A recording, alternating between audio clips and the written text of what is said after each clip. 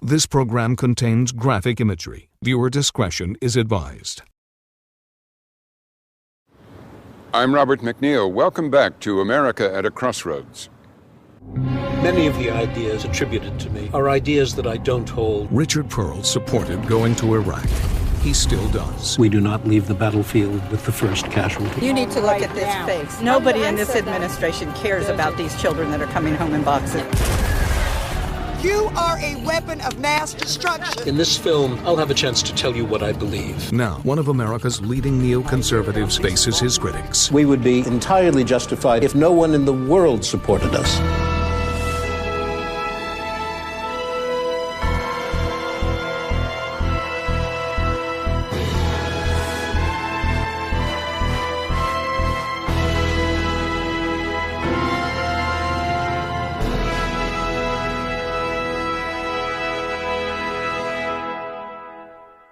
Funding for America at a Crossroads was provided by the Corporation for Public Broadcasting. The way the Iraq War has turned out, it has thrown many who backed the invasion onto the defensive, including some neoconservative intellectuals close to the Pentagon, who pushed for a more assertive U.S. strategy after 9/11. No neoconservative was more clearly identified with that policy than Richard Pearl, Assistant Secretary of Defense for President Reagan, Chairman of the Defense Policy Board under George W. Bush. For this Crossroads series, a film was commissioned in which Richard Pearl would defend the case for war and answer critics of it. That was 2 years ago. Now made more timely by events, Richard Pearl addresses the reality in Iraq. No one in the Bush administration has been willing to confront opponents of the war as directly as Pearl does in this film. Now, Richard Pearl and the case for war. Richard Pearl is one of the most controversial men in American politics. We would be entirely justified in doing what we've done if no one in the world supported us. You're for the war, right? You're in favor of the war. Well, the war put 2,437 pairs of boots over there on that lawn. He was called the Prince of Darkness when he served under President Reagan. We do not recoil at the first danger. We do not leave the battlefield with the first casualty. You need to look at this face, because nobody in this administration cares about these children that are coming home in boxes. He's been accused of being a warmonger. You are a weapon of mass destruction. Richard Pearl is a Washington insider. In the Reagan administration, he served as Assistant Secretary of Defense. Under President George W. Bush, he served as chairman of the Defense Policy Board. He's a regular on political talk shows. He has had extensive influence inside the corridors of power, and he's even been called a chief architect of the war in Iraq. As a leading neoconservative, Pearl believes that America must be prepared to fight tyrants who threaten freedom beyond their frontiers. Some say neoconservatives are too keen to throw America's weight around in the world. Since the midterm elections, there have been stories that the voters rejected the main ideas of neoconservatives and that we have revised those views or even abandoned them altogether. Nothing could be further from the truth. We are in Iraq to help an elected government battle terrorism. It has become a central front in a much larger war. In this film, I'll try to show that we must continue the fight against Islamist terror, that despite the mistakes and the setbacks, we are right to encourage individual liberty and representative government. And I'll do so in a series of discussions in many places and with people holding a variety of views.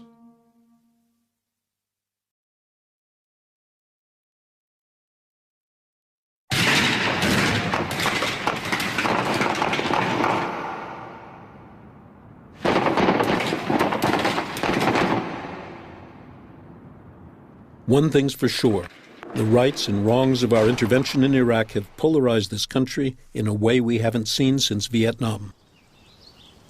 Leave Iraq alone. Let Iraqis rebuild their country by themselves. I can't. Why did we go? Like I favored going into Iraq to remove Saddam Hussein. 13 months there. I spent 13 months there.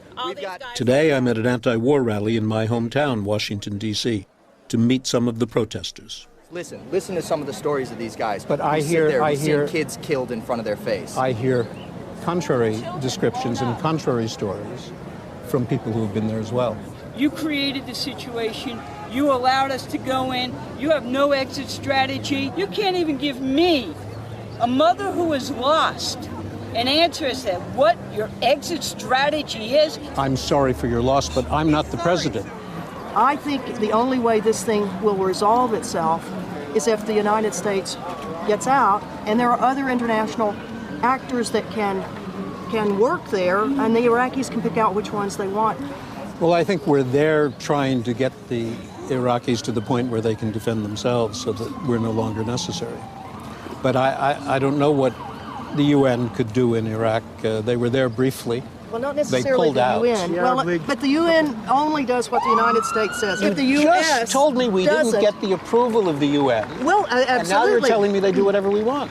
So No. why didn't we get the approval? Well, because they didn't believe us. The job is remaining long enough so that the Iraqis can protect their own government. So how long is that going to be? No, I don't These demonstrators have gathered on the mall and placed a pair of boots to commemorate every American soldier killed in Iraq. I talked to one of the organizers of the rally, Stacy Bannerman, whose husband served in Iraq. You realize that within the last 48 hours, I've gotten notification that 2 more of my friends' children have died because of injuries that they sustained in Iraq. We need to get out of that country. The scandal is that Americans' lifeblood and hundreds of billions of dollars are being sent to sustain an occupation that was never needed for a war based on lies. Why did you think we had to go into Iraq? Well, all of the intelligence available to us suggested that Saddam had weapons of mass destruction. Not only available to us, but available to the United Nations, to the French, to the Germans. Even Hans Blix, the inspector, believed that Saddam was hiding things. We all believe that, which is why I object to referring to some of the things that were said before the war as lies. The lie I referred to is the lie that was sold to the American people that invading Iraq was somehow directly related to the attacks on America.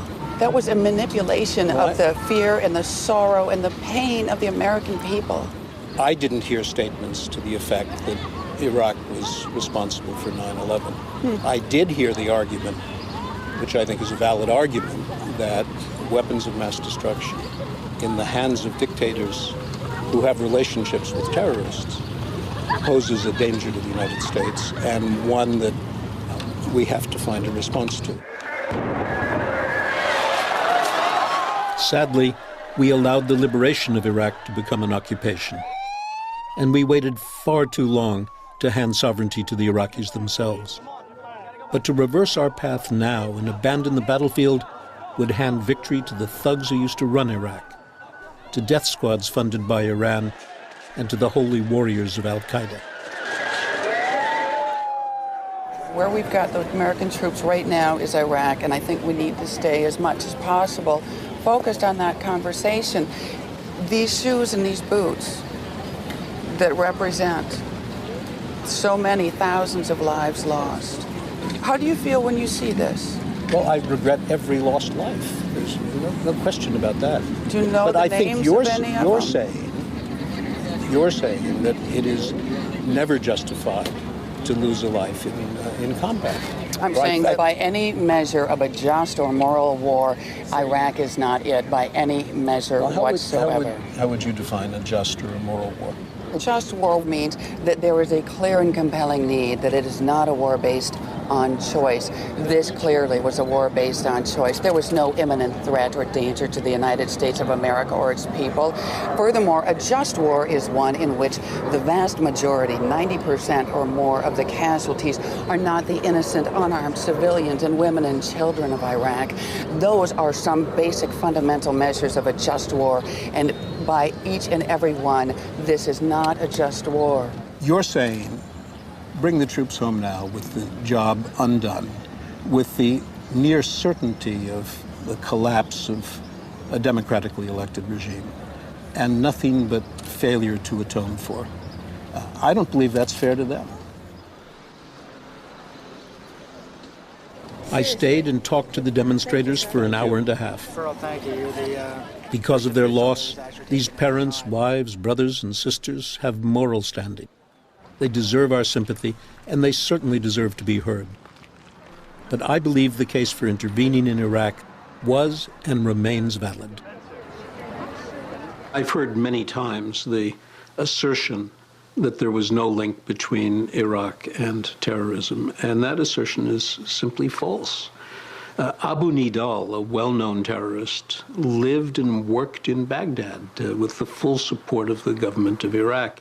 We know that Saddam Hussein's intelligence apparatus trained al-Qaeda terrorists. We saw the training facilities, and we have testimony from people who were there when the training took place. There were dozens of links between terrorist activity, terrorist organizations, Saddam Hussein's intelligence apparatus, and even al-Qaeda. And the people who say there were no such links are simply wrong. Leading politicians from both political parties believed in Saddam's sponsorship of terrorism before the invasion of Iraq. They might want to forget it today, but at the time, prominent Democrats, including Hillary Clinton, spoke out. Intelligence reports show that Saddam Hussein has worked to rebuild his chemical and biological weapons stock, his missile delivery capability, and his nuclear program. He has also given aid, comfort, and sanctuary to terrorists, including al-Qaeda members.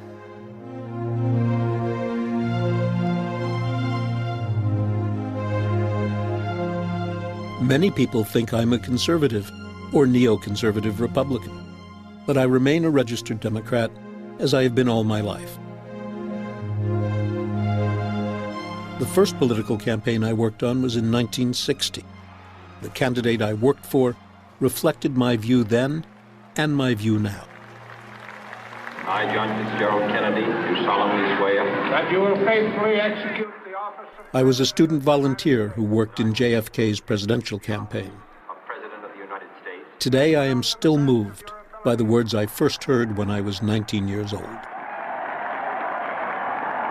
Let every nation know, whether it wishes us well or ill, that we shall pay any price, bear any burden, meet any hardship, support any friend, oppose any foe, to assure the survival and the success of liberty. If President Bush had given Jack Kennedy's inaugural address, he would have been denounced as hopelessly unrealistic, as an imperialist, as a dreamer. In fact, he would have been denounced as a neoconservative. Holy. Oh my God! On September 11, the Twin Towers in New York were destroyed, and so was the American belief that it was safe behind two great oceans.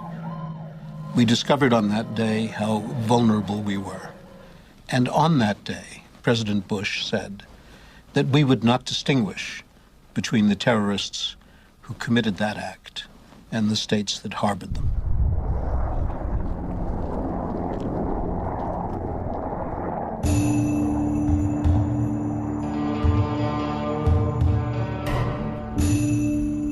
I've come to Afghanistan, the base for the al-Qaeda terrorists who attacked us. They were virtually part of the Taliban regime, Islamist extremists who carried out public executions and imposed their fundamentalist beliefs by force. Their agenda was brutal and backward. They prohibited music and banned the education of women. When the Taliban refused to deliver Osama bin Laden, we went to war to destroy their regime. Today, 5 years after the Taliban were thrown out, I'm seeing the new Kabul.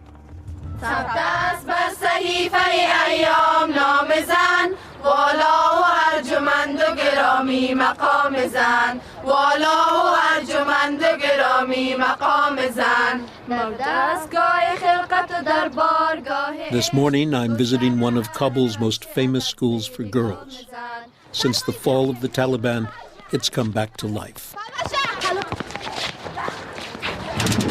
Islamic fundamentalist regimes deprive half their population, women, of the most basic human rights: the right to work, to form relationships with whom they choose, and the right to an education. Today, the girls play sports and explore the internet, activities that were unthinkable under the Taliban.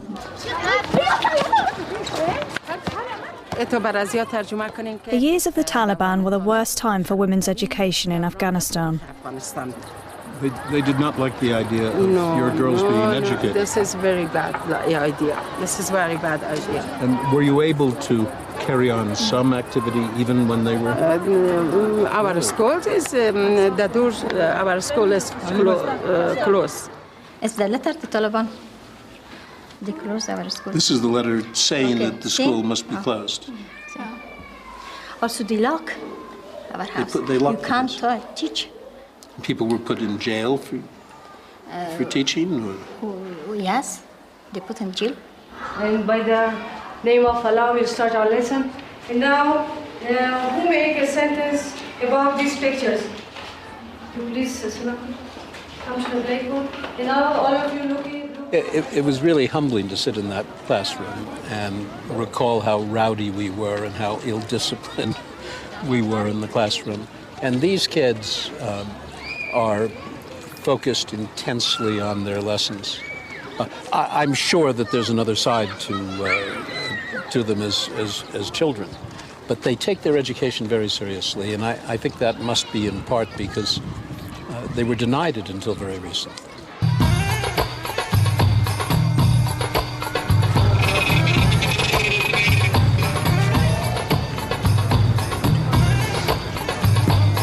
Here's a free market at work.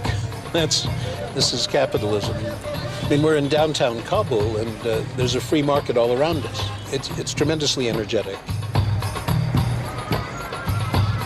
I could spend a week just walking around Kabul. The sounds, the smells, the faces. Traveling through Kabul, one can't help but think of the sacrifices of our troops. They gave their lives to make us safer and to give the people here a decent future.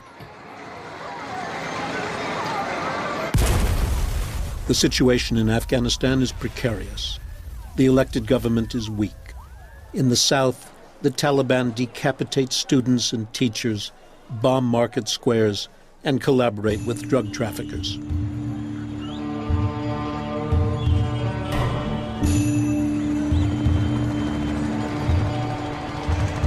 We and our allies are still fighting and dying in Afghanistan. It's a desperately poor country that needs massive economic help. It's a disgrace that we must bear so much of that burden, while the oil-rich Arab states are doing nothing for their fellow Muslims here. This is a war we must win, but not everyone supports our policies in Afghanistan. In London, I met Simon Jenkins, a severe critic of my view of the world. I think you have two choices. One is to stay there as long as you possibly can, killing not hundreds but thousands of Afghans, and boasting at the end of each day, rather like in Vietnam, we must be winning because we've killed so many of them. And eventually you will retreat in disorder because there are just too many of them coming out of the hills all the time.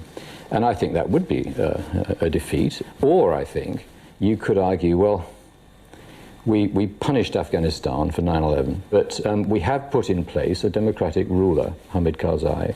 We put in place aid agencies, and as far as we're concerned, it's over to him.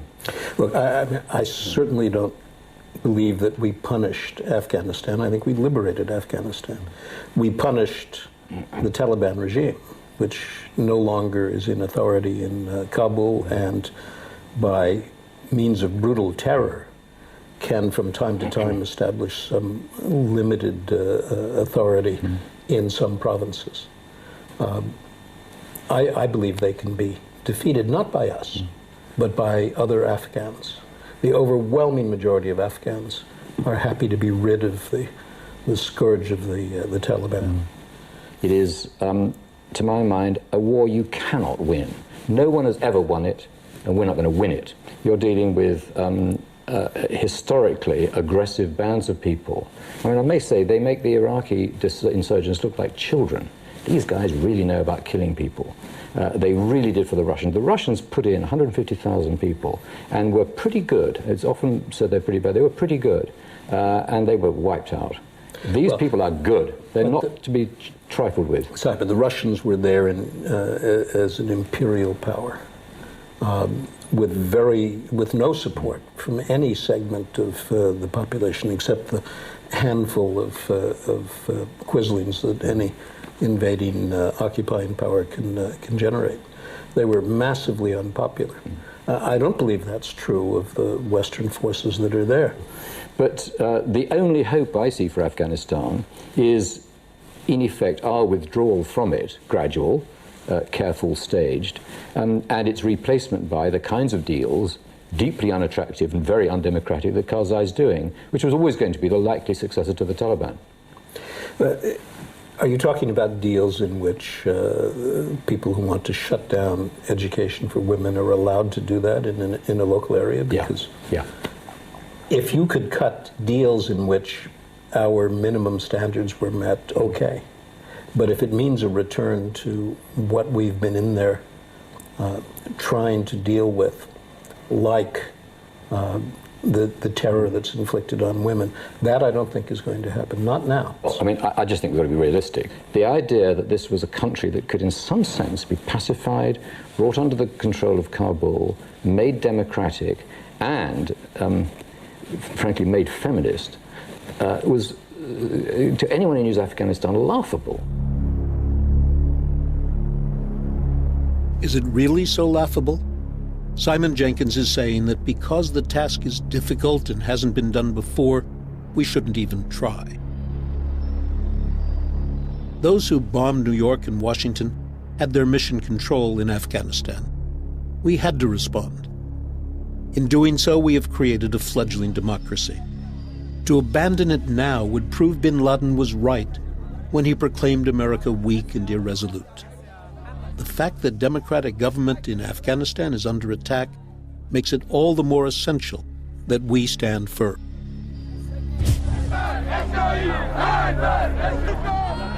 Today we face another threat from Iran, the principal sponsor of terrorism in many parts of the world and a country that is fast developing nuclear weapons. We're always being told that Muslims hate America. I know that isn't true in the case of Iran, where there is strong pro-American sentiment amongst the people. For some years now, I've been in touch with Iranian dissidents who want to bring down a regime they detest.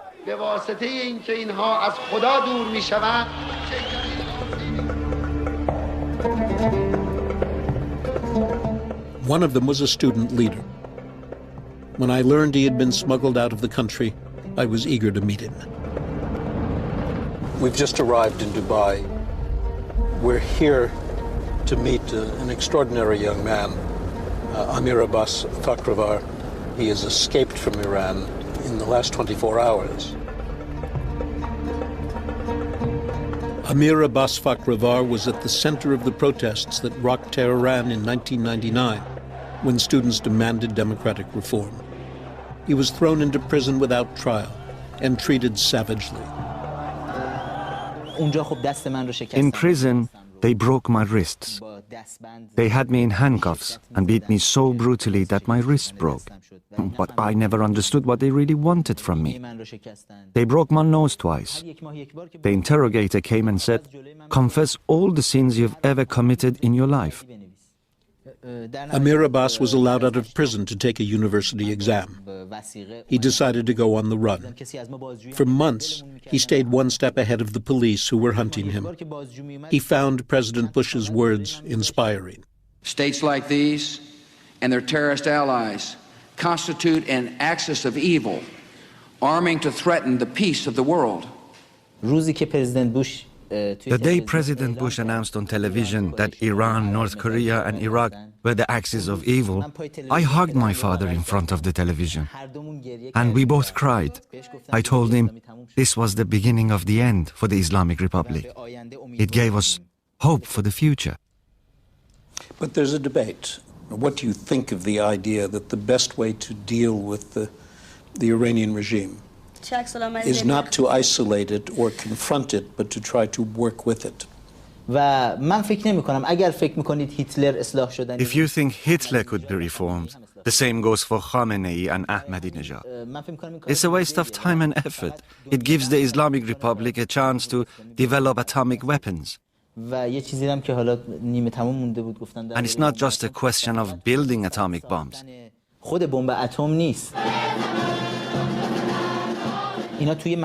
In schools and universities, they are teaching children to strap bombs on, to blow themselves up and kill other people.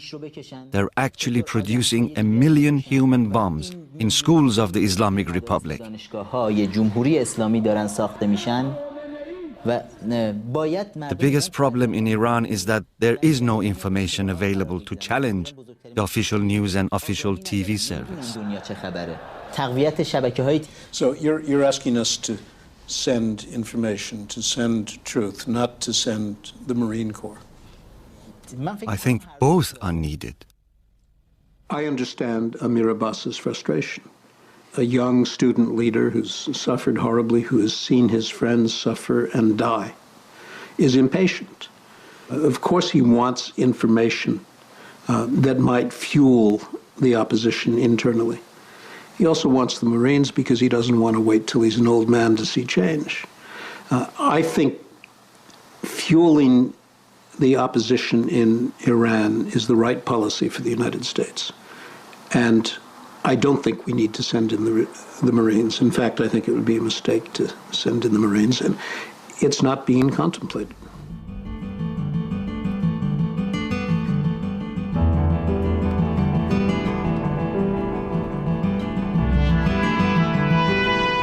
Back in the United States, I wanted to put the case for backing young Democrats like Amir Abbas to Pat Buchanan, a colleague from Reagan administration days.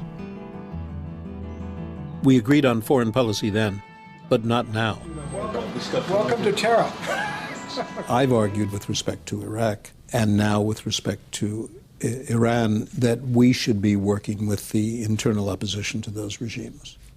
I think it's a fair point that others would take a declaration that we're out to destroy their regimes as a declaration of war.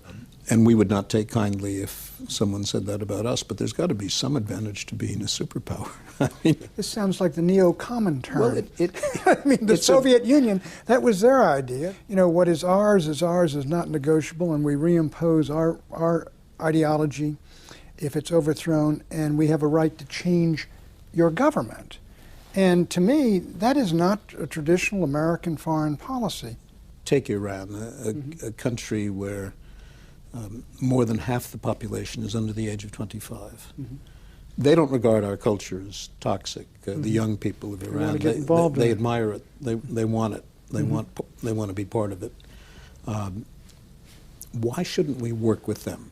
You know, it reminds me of what we allegedly did in Hungary, you know, and rise up, folks, and this is the dreadful regime you got, and the people rose up, and the Americans weren't there, and they cut them to pieces.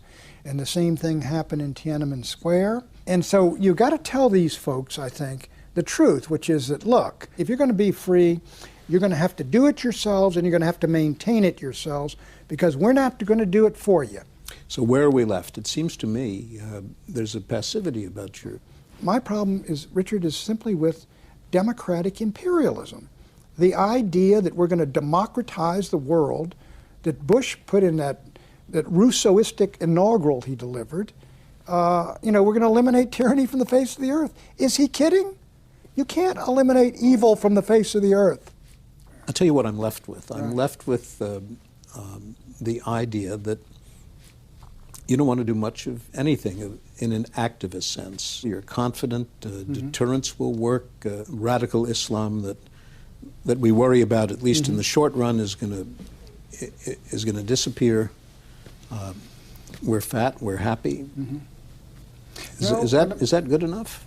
I think Iraq was a mistake. I think it may have been the greatest blunder in our history. I hope it turns out better than I fear it is. But basically, I think that we became the greatest power on earth by staying out of wars that were not our business.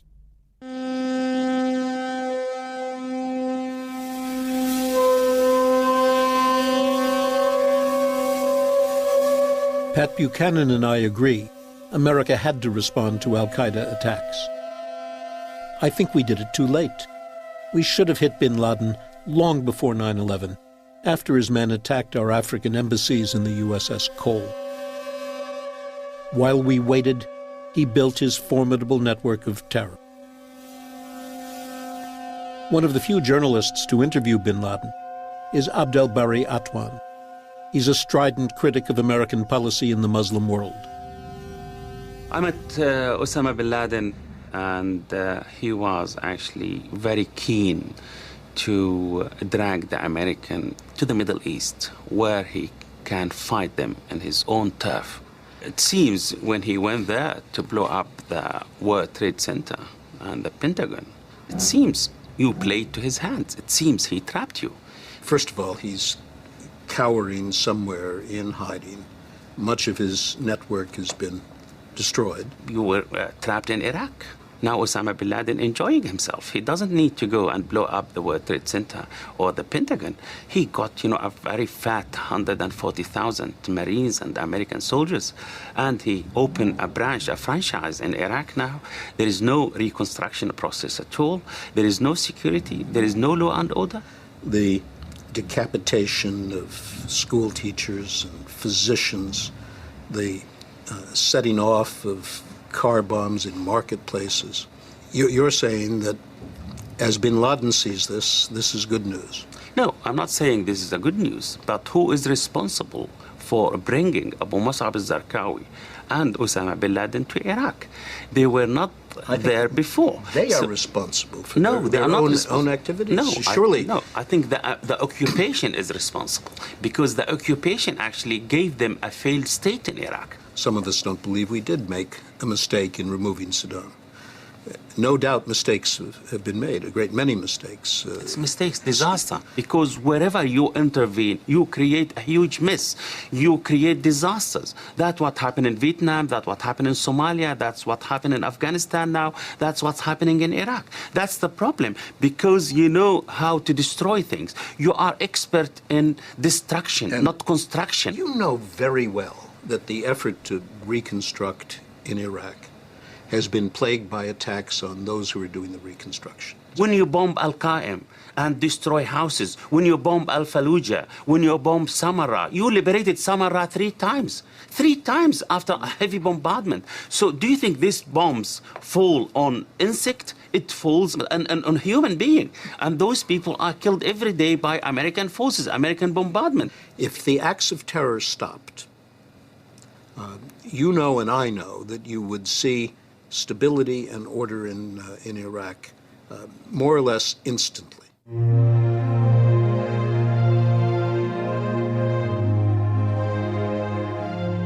How did I come to believe that the United States should confront regimes that suppress freedom? For me, it all began in my teenage years. Although I've spent my adult life on the East Coast, I grew up in Los Angeles in the 1950s. This is the high school in Hollywood where I first encountered politics. James Garner, he was that sort of dissolute private eye. Judy Garland. And there were big stars who went to Hollywood High School. At Hollywood High School, my best friends were the sons and daughters of blacklisted screenwriters and producers, almost all of them on the left. My friends were wonderful, passionate, idealistic. When I met their parents, though, who were affluent and discussed politics often by the swimming pool, I began to have serious doubts. They were hard left, and their ability to excuse Soviet totalitarianism while expressing sympathy for the working class, it simply didn't ring true. Today, leading actors voice very similar attitudes. As the dogs of war slouch towards Baghdad, we need to be reminded that as many as 2 million refugees could become a reality. And when I hear our president state that to attack Iraq would be in the great moral tradition of this country, I can't help but thinking we are living in a world gone mad.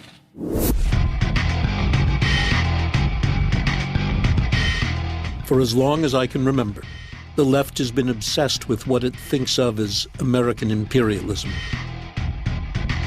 Since 9/11, many of the most creative people in America have come to believe things I consider delusional. Instead of recognizing America is at war with a dangerous enemy, they think our own government is a force for evil, led by criminals and war profiteers. Encouraged by Hollywood celebrities and rock stars, this worldview has become widespread.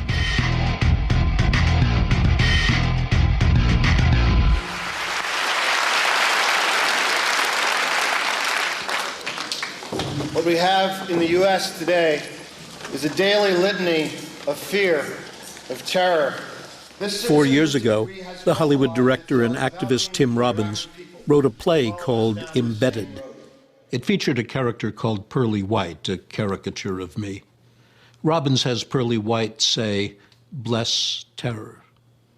He seems to think that concern about terrorism is just an excuse, a justification for starting wars and enriching the defense industry. Robbins' play, I'm glad to say, didn't exactly set the box office on fire. But the fact that intelligent, creative people believe this nonsense shows me what's really become embedded in our culture. Crazy conspiracy theories about shadowy forces hijacking government and manipulating the world.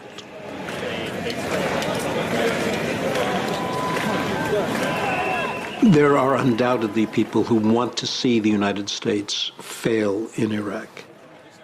It's an unbelievably short-sighted reaction, because if the U.S. fails in Iraq, the implications for the world are serious and damaging. President Bush inspires passionate dislike in a significant number of people, some of whom are blinded by their personal distaste for him to the reality that we are facing a terrorist threat of huge proportions. I saw the demonstration in London in which an effigy of Bush was pulled down in a way that mimicked the pulling down of Saddam Hussein's statue in Baghdad. And I can't imagine what runs through the mind of people who appear to equate this American president with Saddam Hussein, who murdered at least 400,000 Iraqis and caused 2 wars in which more than 1 million people died.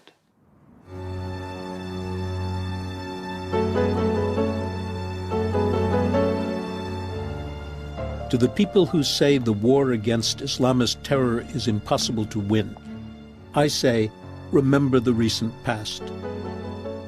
Back in the 1970s, many said much the same thing about our conflict with the Soviet Union.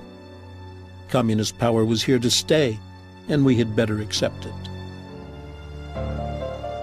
I was fortunate to find myself working alongside President Reagan, who had the courage to think differently and to confront evil when he saw it.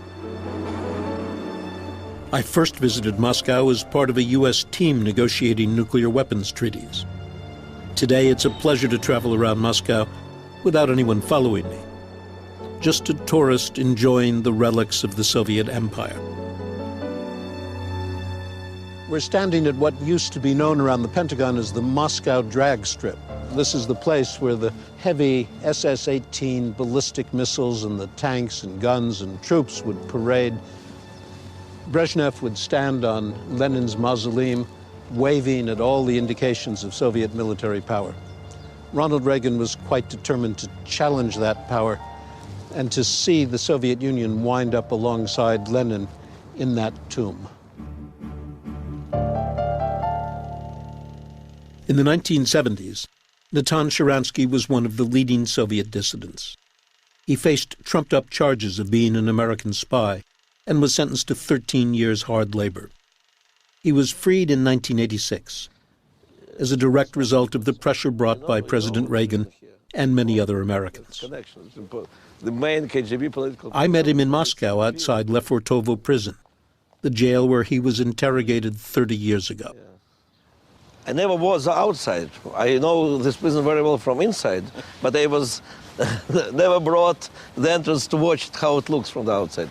I think this second building which we see around us, I think that is the place where I was interrogated. And I remember how many times I was dreaming how I will escape that prison.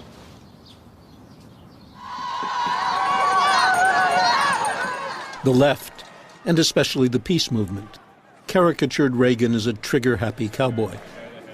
That sounds familiar, doesn't it? But when he spoke out against Soviet tyranny, he lit a flame behind the Iron Curtain. Come here to this gate. Mr. Gorbachev, open this gate. Mr. Gorbachev, tear down this wall. There was one great day in the Soviet prison when we received Pravda newspaper, and there is a big article condemning President Reagan for calling Soviet Union evil empire. To ignore the facts of history and the aggressive impulses of an evil empire. And that was a great day for us, because it was clear that the moment this Western leader calls a spade, makes it very clear that here is the struggle between evil and good. I remember how excited we were. You know, we were knocking by Morse from one cell to another. We were talking through toilets to our friends in the punishing cell who cannot read Pravda newspaper. Dictators imprison and kill their best people. But our support for individual freedom can inspire brave men and women to resist. As I walked around Lefortovo prison with my friend Sharansky, I thought, perhaps one day Amira Basfakhrivar will stand with me in front of his prison in Tehran, in what will then, I hope, be a free Iran, and that he, too, will speak lightly of the horrors he experienced.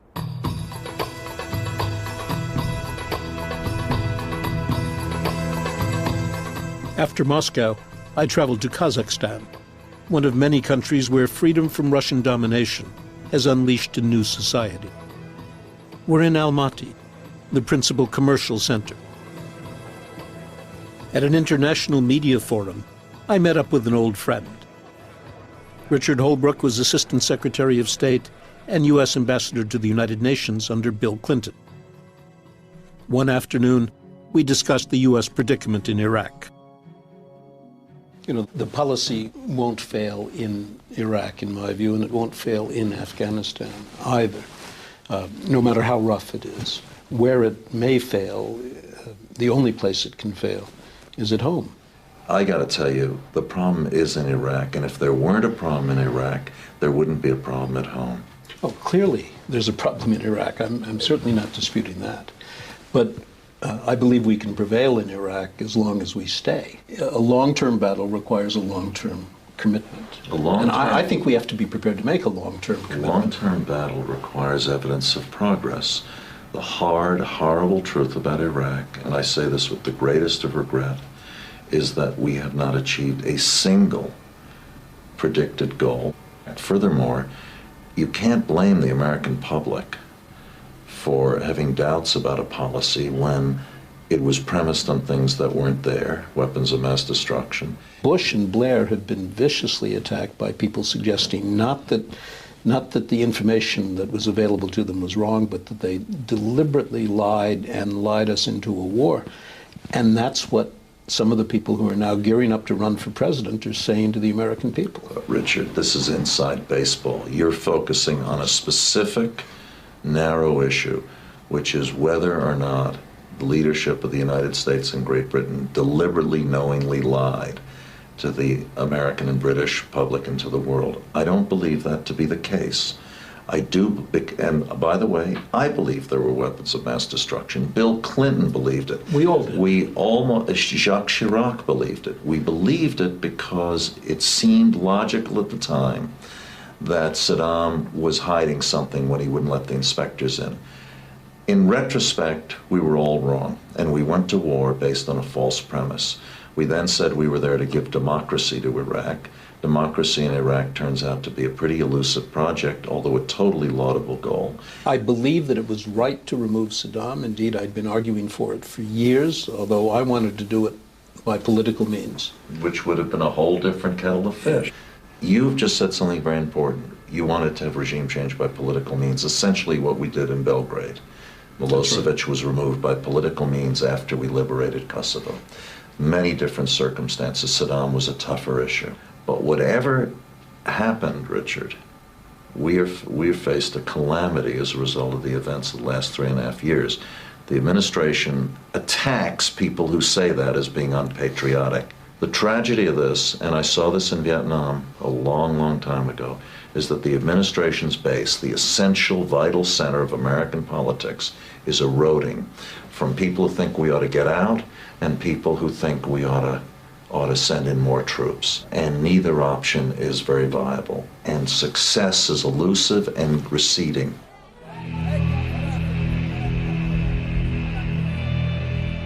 Holbrooke and I once agreed that we needed an activist, interventionist U.S. foreign policy to put a stop to the worst atrocities in Europe since World War II. We worked together to end the genocidal slaughter in Bosnia, where tens of thousands of Muslims were being butchered.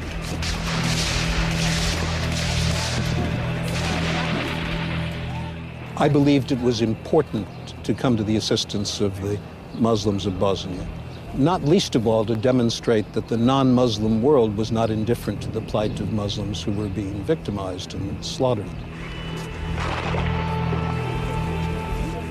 The United Nations idea for dealing with the crisis was to impose an arms embargo. All that did was to make things worse for the Muslims. They didn't have any weapons with which to defend themselves.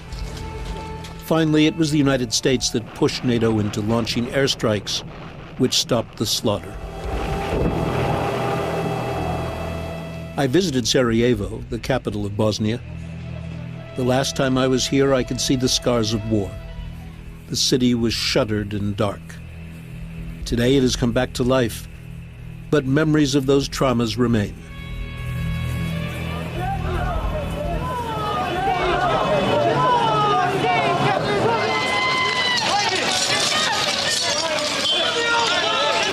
In August 1995, there was a mortar bomb that fell here and killed a lot of people. It was a real massacre.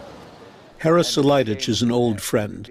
We met at the Dayton peace talks when he was leading the Bosnian Muslim delegation, and I gave them some help in the negotiations.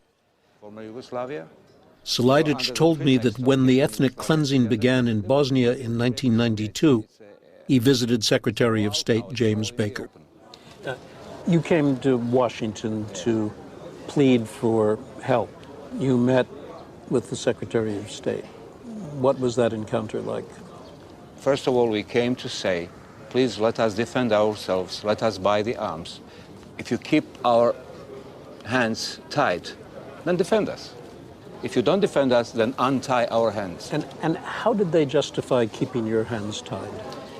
Well, the justification was if we pour more arms into the area, there would be more death. I really think one of the dominating ideas was the importance of keeping Yugoslavia together. And they were fearful that if we intervened on the Bosnian side, it would lead to the breakup of Yugoslavia. But they did intervene, that's a problem. On the wrong side. They intervened saying you cannot defend yourself. Just lie down and die quietly. Okay, now the United States is frequently criticized for acting unilaterally. If we had acted unilaterally, we might have stopped the destruction of 250,000 Bosnians? A very difficult question, Richard. Whether one country should decide what's wrong or right in the world, it's a danger too, because I think that everything should be done by the United Nations, but the United Nations should not be the United Nations of today. I can tell you, I would not want to see my fate in the hands of the United Nations. The history is that you can't count on the United Nations. You cannot let one country decide what's wrong and what's right. Why? Because that country may be led by a government that is not able actually to really discern and choose between a moral guidance and its own interests. My old friend Selajdich worries about self-serving unilateral action. But in my opinion, Sarajevo proves that genocide can be stopped by the use of force. I would invite those who say the U.S. is motivated by imperialism and oil to come here. Our actions stopped the slaughter, and we asked for nothing in return.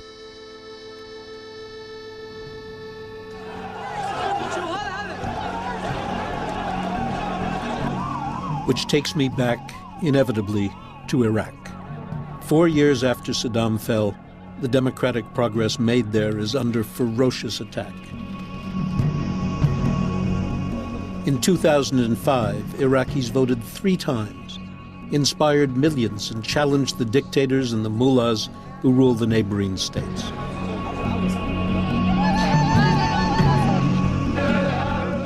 Some of these men and their terrorist allies are now fomenting sectarian violence between Iraq's religious sects, hoping to demoralize and defeat us and the new Iraqi government. In the face of this terrorist onslaught, I say we address the mistakes we have made, find a new strategy, promote the best generals we have, and fight on to give the Iraqi people the future they deserve.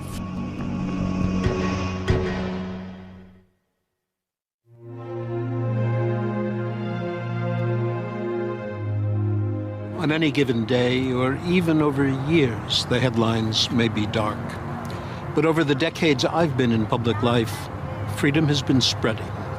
And the reason is the power of ideas, called neoconservative, but in reality fundamental American values: individual liberty, free markets, and the rule of law. More people live in democracies than ever before. I'm proud that America has helped make that happen. There are 2 rival tendencies in American foreign policy. One is isolationism. It's too dangerous to improve the world beyond our borders. Let's do nothing. The other dates back to Thomas Jefferson, who wrote that the United States must restore light and liberty to those threatened by barbarism and despotism. It's not easy, I concede. We can't do it everywhere. But when barbarism and despotism threaten, I believe we must challenge them firmly and bravely. Richard Pearl quotes approvingly the pledge from Kennedy's inaugural, carved in stone at his gravesite here at Arlington, overlooking Washington. Pearl says that if President Bush had given Kennedy's inaugural, he would have been denounced as a neoconservative. But President Bush's own rhetoric went further than Kennedy's, beginning with his speech at West Point in June 2002, announcing doctrines many considered a radical shift in American foreign policy. And our security require all Americans to be forward-looking and resolute, to be ready for preemptive action when necessary to defend our liberty and to defend our lives. Many neoconservatives say that under the Bush administration, neoconservatism has evolved into something they can no longer support. Some others say that Iraq has killed neoconservatism, at least for a generation. Still, many neocons support President Bush in sending more troops to Iraq. Some want him to go even further, to attack Iran in order to save Iraq. One element of the crossroads the U.S. now faces is a choice, whether to stay with the new Bush doctrine in foreign policy or to return to a more traditional stance of deterrence, containment, and diplomacy. Many observers see small signs of that happening already. As some put it, less idealism, more realism. When the Crossroads series continues tomorrow night, we see how some radicalized Muslims in Europe have used Iraq as a motive for terrorism. Tomorrow, when jihad was brought to Europe, these 5 different bombs were set off. It stunned the world. The bombers were homegrown terrorists born and raised in the United Kingdom. We have one ideology. We hate all of you. Then a special America at a Crossroads and NewsHour presentation. America is considered the land of freedom. I realized that it was only in America that I would ever find myself. But for many, it has become a land of uncertainty. It's almost like a community living in fear within America. Coming tomorrow on America at a Crossroads. To find interactive maps, discussion guides, online chats, and more information about programs in the America at a Crossroads series, visit pbs.org.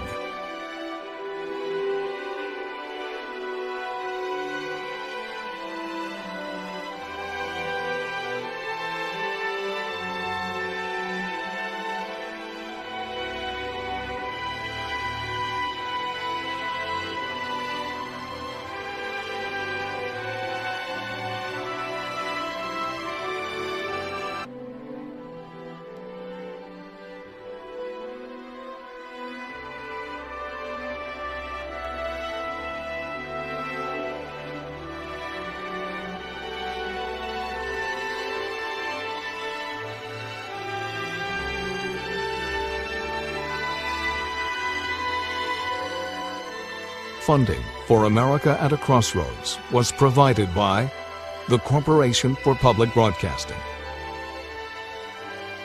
To order this episode of America at a Crossroads or other programs from the series on DVD, call 1-800-PLAY-PBS.